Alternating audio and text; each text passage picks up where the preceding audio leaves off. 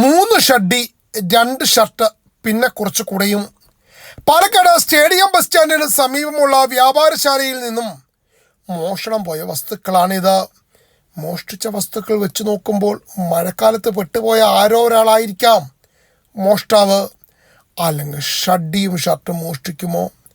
പിന്നെ കടയിലുണ്ടായിരുന്ന കുറച്ച് ചില്ലറ നാണയങ്ങളും എടുത്തിട്ടുണ്ട്. ഇന്നലെ രാത്രിയിലാണ് സംഭവം.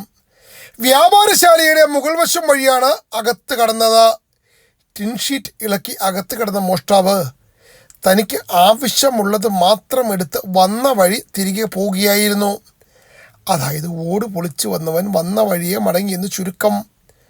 മഴ ഇങ്ങനെ നീണ്ടു നിന്നാൽ മിക്കവാറും മോഷണം കൂടാനാണ് സാധ്യത.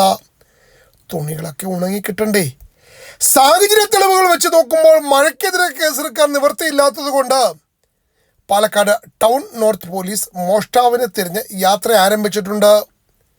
എന്തായാലും മോഷ്ടാവിൻ്റെ ഫോട്ടോ CCTV നല്ല വ്യക്തമായി പതിഞ്ഞിട്ടുണ്ട്.